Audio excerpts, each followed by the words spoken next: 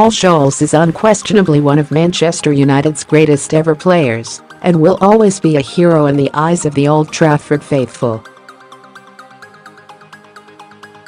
The Ginger Prince made 718 appearances for United, scoring 155 goals and winning almost every major trophy along the way. Scholes, a one-club man, ended his career with 11 Premier League winners' medals, 3 FA Cups, 2 League Cups, 2 UEFA Champions Leagues, and 1 FIFA Club World Cup. Careers don't get much better than that. The Telegraph produced a list of United's 50 greatest players in November 2015 and had Scholes in third place, above the likes of George Best, Roy Keane and Eric Cantona. Only Sir Bobby Charlton and Ryan Giggs, who finished top of the list, were rated as more influential players in United's illustrious history. However, as strange as it might sound now, Scholes' Manchester United career and who knows, maybe his football career in general almost didn't take off. You see, when he was a youngster on the fringes of the first team, there were serious doubts over Scholes' physique and whether he would ever be big and strong enough to compete in the Premier League. Furthermore, Scholes was also asthmatic and suffered from Osgood-Schlatter disease, a knee problem that affects younger players.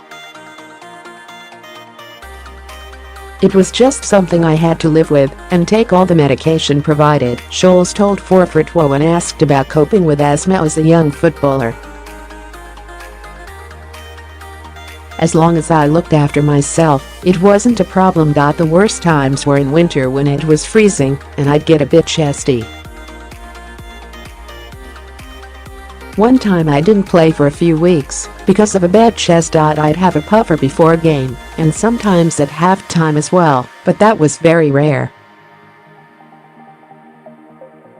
As mentioned in the same article, Sir Alex Ferguson was also skeptical that Scholes would ever make it as a professional footballer after the first time he watched him play in a youth match in the late 1980s.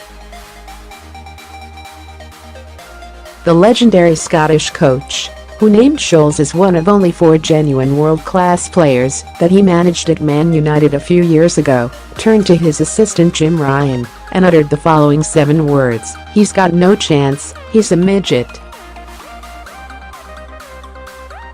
Fergie didn't get many predictions wrong, but he couldn't have been more wide of the mark that night. That's become a standing joke, Ferguson later revealed, per The Sun.